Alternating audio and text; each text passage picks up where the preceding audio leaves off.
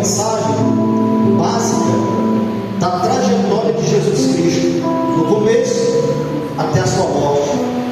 Para muitos, comemoram 25 de dezembro o nascimento de Jesus. A Bíblia, ela não fala do nascimento de Jesus no dia 25 de dezembro. A Bíblia não relata.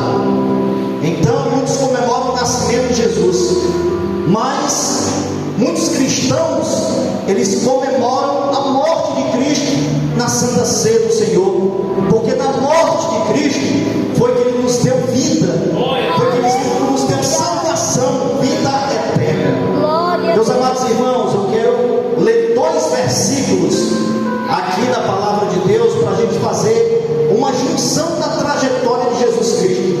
Eu quero que os irmãos abram as suas Bíblias comigo, para que a gente possa meditar juntos com a igreja do Senhor Jesus. Gênesis capítulo 3 e versículo 2. Gênesis 3, 2. A tentação e a queda. Eu vou ler esse versículo junto com a igreja, e depois nós vamos ler outro versículo lá em Mateus. Mas primeiramente eu quero falar algo da tentação e a queda. Gênesis capítulo 3, versículo 2. E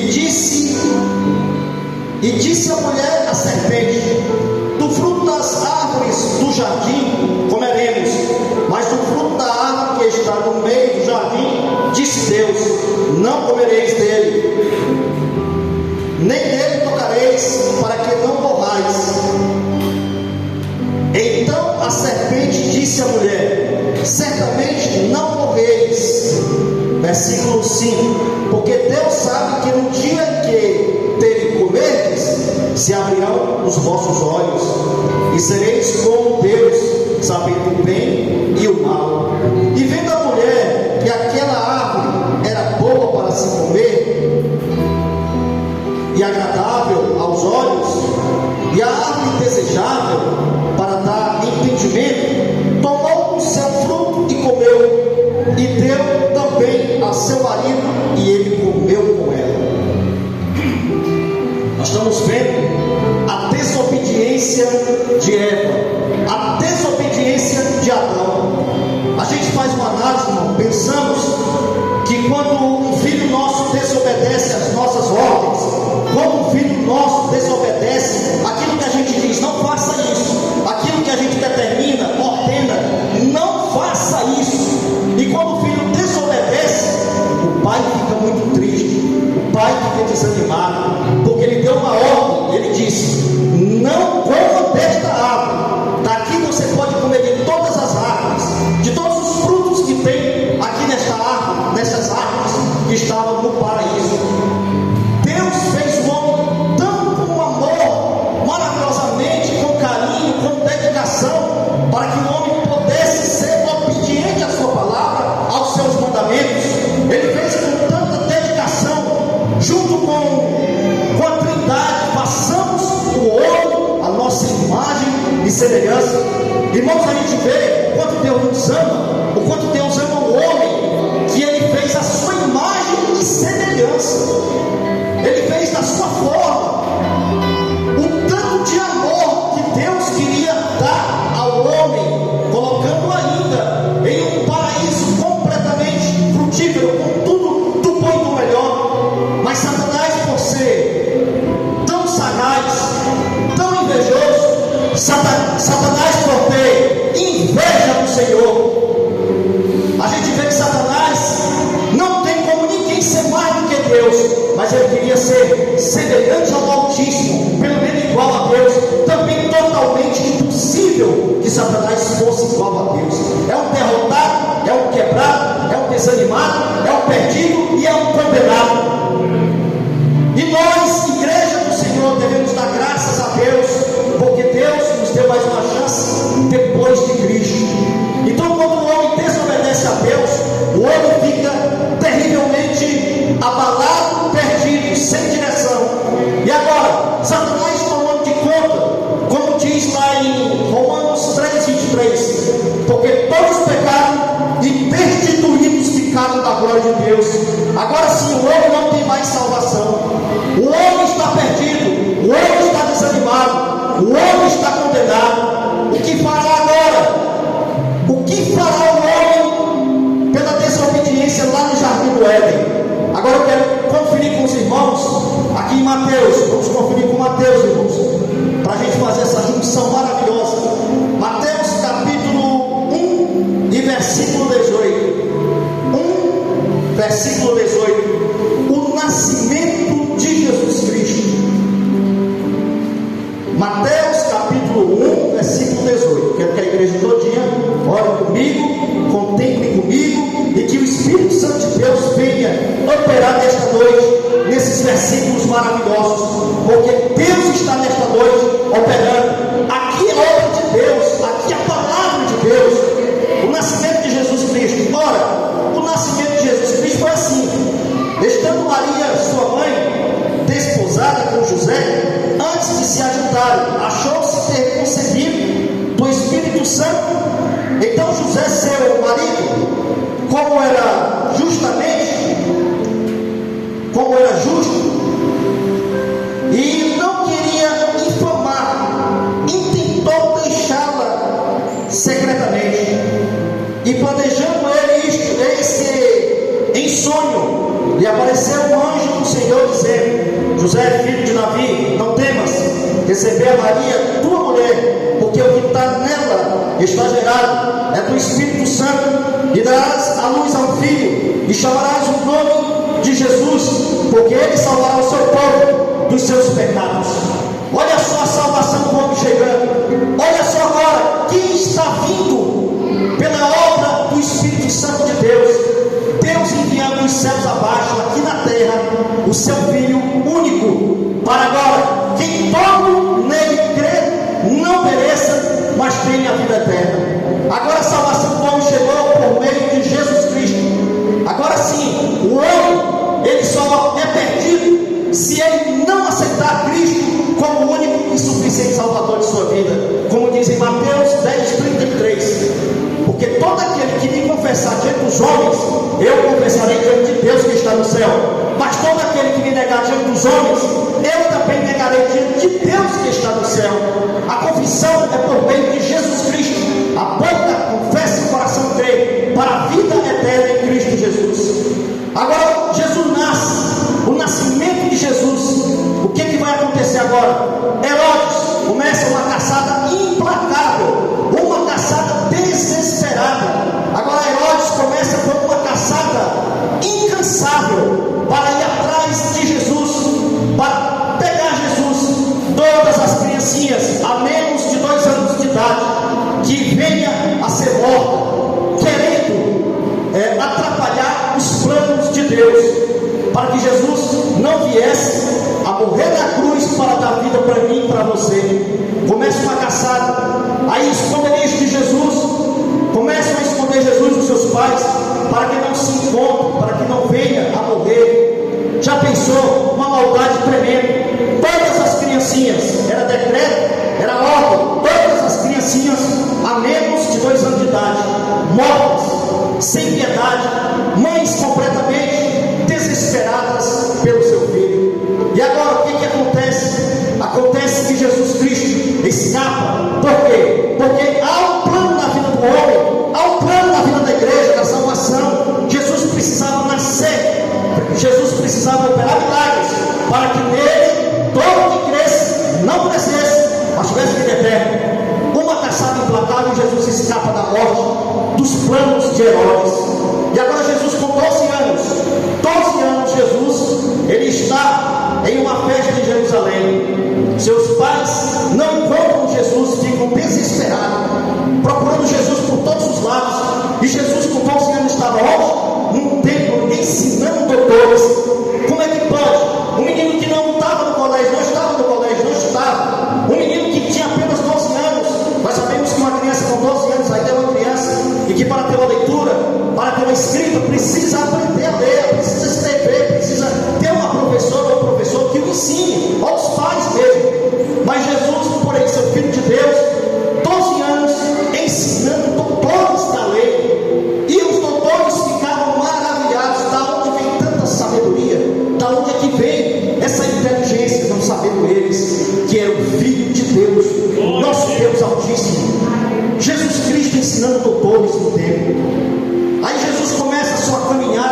Jesus começa a fazer a sua missão aqui na terra. Jesus é maravilhoso, meus irmãos. Jesus, ele veio para nos salvar, para nos dar vida eterna, salvação.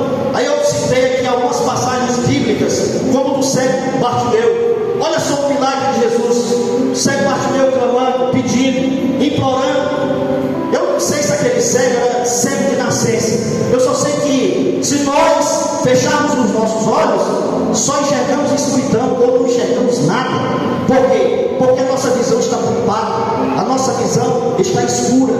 E um cego Bartimeu, ao ouvir falar do milagroso Jesus Cristo, ele começou a clamar num certo caminho: Jesus Cristo, filho de Davi.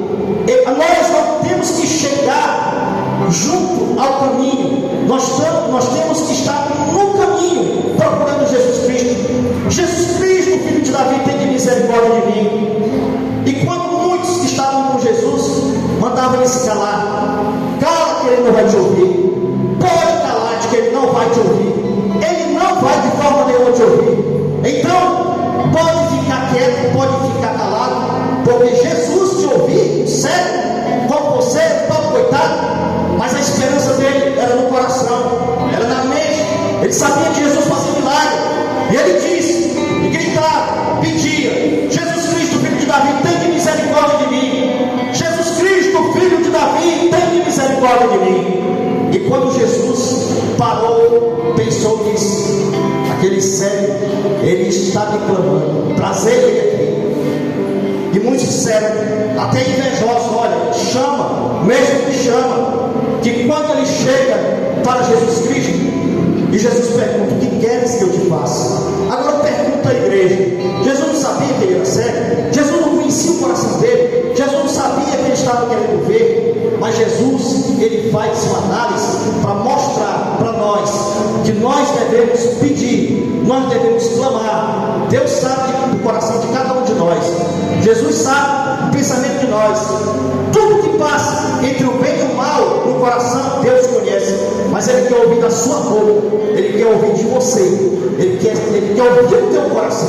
Por isso Ele perguntou ao cego: o que queres que eu te faça?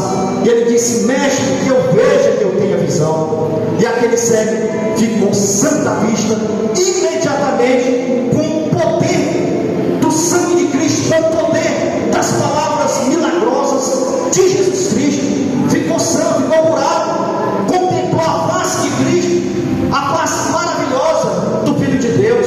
Para você ver, meus irmãos, o quanto o poder de Deus é maravilhoso, o quanto Jesus opera milagres.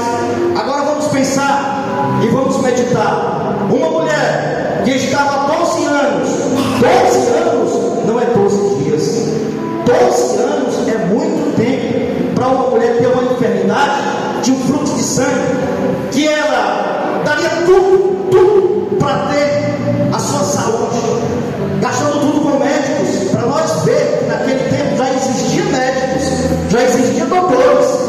Por isso que muitos falam aí: se você é crente, por que você vai ao médico? Deus deixou os médicos para também ser usados para ser curados os que procuram em nome de Jesus. Então aquela mulher, ela clamava para a sua saúde, para que ela possa ter uma saúde, porque sabemos que quando nós estamos, irmãos, enfermos, dependendo da enfermidade, nós se sentimos ruins, desanimados. Quando a gente pega uma febre, uma gripe, a gente fica desanimado, a gente fica sem ação, corpo dolorido, não tem ação para nada, nem para trabalhar, trabalhamos de qualquer jeito. Agora eu pergunto para a igreja: 12 anos um fluxo de sangue, 12 anos uma mulher com uma enfermidade, que ela já tinha gastado todo o seu dinheiro com os médicos. Mas o que acontece? Jesus, ela ouviu falar do Filho de Deus, que talvez chegaram para ela e disse: olha, passa sempre um homem aqui com uma multidão, que faz milagres. Não sabemos esse homem, sabemos que o nome dele é Jesus Cristo de Nazaré, mas ele faz milagre, já foi comprovado que ele fez milagre, e que ele faz milagre, mas é difícil encontrá-lo. E agora, sempre quando ele está em algum lugar, uma multidão cerca, a multidão sempre está em cima de Jesus, mas ela sabendo e crendo em seu coração, e ela dizia: se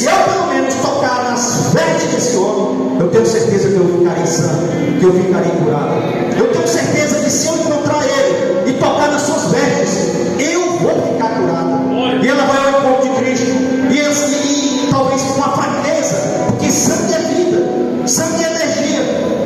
12 anos passando por um problema. Aí ela vai ao encontro de Cristo. Ela não quer saber. Ela entra para um lado, entra para o outro, a multidão está apertando. E quando ela consegue, com todas as suas forças, ou as suas poucas forças que ainda não restavam, ela consegue tocar nas vestes de Jesus. E naquele momento Jesus disse: alguém me tocou, mas Senhor, a multidão te aperta, é gente de um lado, gente de outro. Alguém me tocou, porque de mim saiu poder. Para a gente ver, irmãos, que Jesus tinha poder até em suas vestes. Para a gente ver o quanto Jesus é maravilhoso, é milagroso, o Filho de Deus. Então nós vimos que aquela mulher, naquele mesmo momento, como relata a palavra de Deus, ela ficou curada imediatamente. Agora vamos ver o milagre de Cristo do perdão. Porque muitas das vezes nós passamos por problemas e achamos que Deus não está conosco. A gente busca, persevera, e a gente diz: meu Deus, o que está acontecendo? Te peço tanta bênção e não acontece nada. Se Deus não fazer na tua vida, Ele é Deus. E se Ele não fizer, Ele continua sendo Deus na tua vida, na nossa vida. Porque não devemos perder o foco em Cristo por nada desse mundo. Nada. Porque se estamos sem Jesus, estamos sem vida.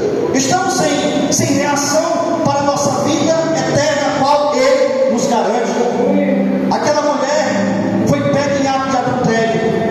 Uma mulher que estava completamente arrasada. Que quando os fariseus, os homens do mal, entram com aquela mulher naquela cidade, qual foi pega em ato de adultério, ali próximo talvez. A Bíblia não fala da cidade, não relata, mas ela pega em ato de adultério. E agora o que acontece? Agora, Jesus Cristo, vamos pegar Ele, vamos pegar Cristo pela palavra, porque a lei diz que nós devemos apedrejar, nós devemos condená-la. Eles levam aquela mulher até Jesus Cristo, a mulher com desespero. Para quem passou pela morte, o negócio é sério, porque sabendo que vai morrer, e de uma morte trágica, sendo apedrejada, elas eram colocadas, ou eles, quando pecavam, quando cometiam o ato, algum crime naquela época, que era o momento da apedrejação, que era para ser apedrejado, tinha que realmente passar por um julgamento primeiro, para depois ir para a praça pública e ser apedrejado por vários. E aquela mulher sabendo, em prantos, com certeza, em choro, sabendo que ela ia ser morta, porque a lei diz que deve apedrejar. E quando eles chegam a Jesus querendo pegar o Filho de Deus, eles dizem: olha, essa mulher foi pega em ato de adultério, e a lei diz que nós devemos apedrejar, que nós devemos condenar. E tu que dizes? Jesus Cristo começou a escrever na areia, e eles continuaram a perguntar: Senhor, esta mulher foi pega em ato de adultério, e a lei diz que nós devemos apedrejar. Jesus Cristo olhou para todos eles e disse: qual de vocês não tiver pecado, que atire a primeira pedra. Saíram todos, de um por um, do mais velho ao mais novo, como relata a palavra de Deus. Todos saíram, porque todos eram cheios de defeitos, todos cheios de pecados. A Bíblia diz que não há na terra um justo sequer que não peque. Mas assim, o povo de Deus é lavado e remido pelo sangue de Cristo. Tem pessoas que pecam por livre e espontânea vontade, por querer saber o que é pecado. Tem muitos aqui, muitos irmãos, não só aqui, em vários lugares, cristãos, que quando cai num erro, numa falha, a primeira coisa que acontece é o arrependimento. Por quê? Porque ainda habita algo do Espírito Santo de Deus em sua mente, em seu coração.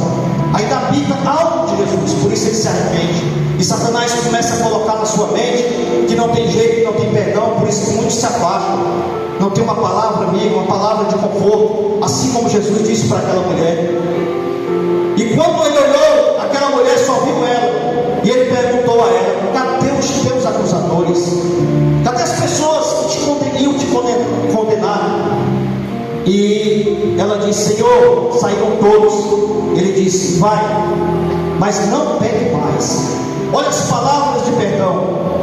Por que Jesus perdoou aquela mulher? Porque eles estavam fazendo um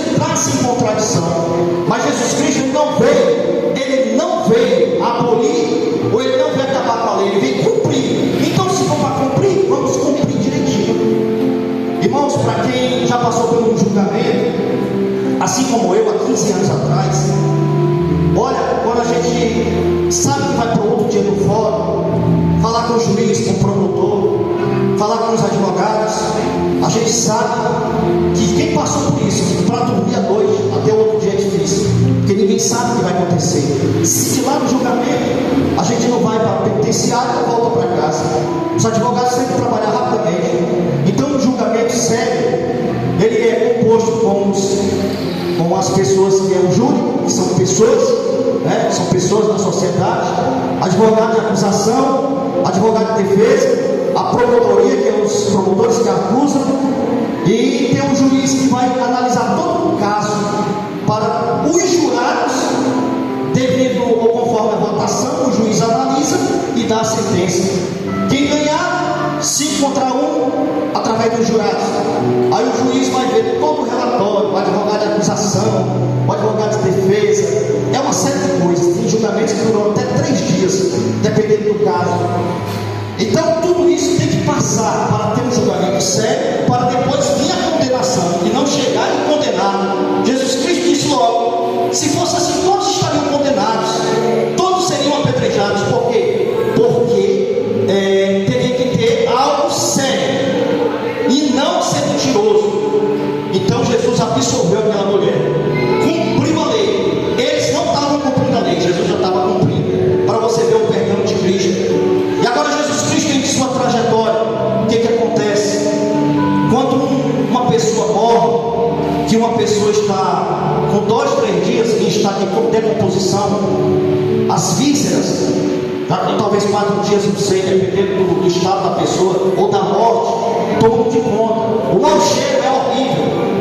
E Jesus, em um certo local, estava Marta e Maria chorando, porque o seu irmão teria morrido. Já passei por 3 mortes na minha família: meu pai, minha irmã e um irmão meu. Eu sei o quanto é dolorido você ver o seu irmão, o seu pai no caixão. É muito ruim. Só para quem já passou por isso sabe o quanto é ruim. E quando elas olham para Lázaro, morto, cheirando mal, o que acontece? E agora? Aqui mandaram o recado para Cristo. E quando Jesus chega próximo àquela cidade, encontra Marta e Maria, que tudo ali era uma amizade que Jesus tinha com aquele povo, principalmente a Lázaro. E Jesus chora. Mas Jesus chora. Por que Jesus chorou? Se Jesus ele ia ressuscitar Lázaro, por que o choro? Ele não ia ressuscitar porque Jesus estava como humano, e Jesus tinha sentimento, Jesus também tinha emoção, Jesus era emotivo. Ele estava como humano, assim como nós sentimos a perda do querido nosso. Então Jesus, ele simplesmente chorou, mas ele sabia que o milagre ele iria fazer. E quando ele disse em alta voz e bradou: Lázaro, sai para fora, ou vem para fora, olha o que aconteceu. Lázaro saiu, caminhou, andou. Por quê? Porque ouviu os altos céus, a palavra, o som de Cristo Jesus, ordenando que a morte saísse daquele corpo e entrasse a vida. Que ele disse: Lázaro, vem para fora. E Lázaro saiu caminhando. Um milagre completamente maravilhoso. E com certeza o sorriso abriu no coração, no rosto, na alegria, na Marta, na Maria e nos ali que estavam. Por quê? Porque viram o milagre que Jesus fez naquele momento. Jesus Cristo é maravilhoso, irmãos. Jesus, ele é o alfa e o ômega, o princípio e o fim. Glória a Deus. Aqui a gente vê a trajetória de Jesus. Existem várias passagens que falam dos milagres maravilhosos de Cristo Jesus. E agora Jesus é pego e indo à morte pelos soldados romanos. Agora Jesus vai à cruz do Calvário entregar sua vida por todos nós. Quando Jesus sai de uma trajetória até o Calvário, carregando aquela cruz pesada, sendo chicoteado, cuspido, humilhado, colocaram uma coroa na cabeça de Cristo que feria, chicoteavam o meu Cristo, o nosso Jesus. Diz que os chicotes tinham nas pontas ossos de carneiro com chumbo, que as costelas de Jesus davam para ver, de tanto que Jesus foi humilhado, de tanto que Jesus foi açoitado. Mas o que acontece, meus irmãos? Jesus teria que passar por tudo isso para dar vida por mim e por você. Jesus Cristo na cruz do Calvário. Agora, Satanás já perdendo a sua vitória, porque Cristo estava prestes a morrer na cruz do Calvário. E mesmo assim, a gente vê um ladrão de um lado, um ladrão do outro. O que acontece? Um ladrão, com a sua soberba, o seu orgulho, com a sua dependência de ódio no coração, mesmo estando em sentença à morte, se tu é filho de Deus, por que não tira nós dessa cruz? Salva a ti, salva nós também. Mas para você ver que quando alguém se arrepende e que olha para Cristo, assim como essa igreja olhou e viu que nós estávamos arrependidos, Deus nos perdoou, assim como o outro disse: rapaz, nós estamos em tal sentença, nós estamos aqui porque merecemos, nós estamos aqui porque cometemos crimes na sociedade, nós fomos bárbaros na sociedade, a gente cometeu crime, a gente roubou, talvez a gente matou, fizeram coisas horríveis para poder ir para a cruz do Calvário. O que acontece? Jesus olhava o coração daquele homem. Nós estamos aqui porque nós merecemos, mas esse nenhum mal fez. Senhor, lembra-te de mim quando entrar no teu reino. E Jesus Cristo, olhando no coração arrependido, disse: ainda hoje estarás comigo no paraíso. Ele, Jesus, perdoou imediatamente aquele ladrão. Por quê? Porque ele viu o coração dele, o arrependimento. Ele viu que ele estava em uma sentença à morte, mas o ladrão queria pelo menos a salvação. E ele sentiu que Jesus era o Filho de Deus. Por isso ele disse: Senhor, lembra-te de mim quando entrar no teu reino. A gente vê, irmãos, várias coisas na palavra de Deus, vários milagres. Se a gente for falar do que Jesus fez no Novo Testamento, toma muito tempo. Eu citei algumas coisas, algumas passagens, para que a gente possa meditar que Jesus, independentemente de qualquer coisa que nós fizemos, se nós nos arrependemos de coração, assim como Jesus perdoou aquela mulher no ato de adultério, Jesus nos perdoa também. Só basta a gente crer, só basta a gente permanecer com Ele. Uma vez eu ia me afastando dos caminhos de Deus, e quando eu estava naquele pensamento: o mundo tem bebida, tem mulher, tem jogo, tem o que eu quero, na igreja não tem. Olha os pensamentos malignos que às vezes se jogam na mente do ser humano e às vezes nas mentes dos cristãos. Só basta nós repreendermos. E eu ia passando, quando um irmão, aquele montoinho da igreja batista, ele me chamou e disse assim: Ronaldo, vem cá, tem um negócio para lhe falar, meu irmão. Pode falar, meu irmão. Ronaldo, nada vale a pena, nada, você deixar o amor de Cristo. Para você ver que eu só comentei comigo mesmo que talvez eu ia sair do mundo, não ia mais estar na igreja. E aí, isso há 20 anos atrás, mais ou menos, 18 anos atrás, aí ele disse para mim: nada, aconteça o que acontecer, meu irmão, você não pode deixar Jesus Cristo, porque Jesus é vida e sem Jesus é morte. Aqui eu agradeço, irmãos, a oportunidade em nome de Jesus.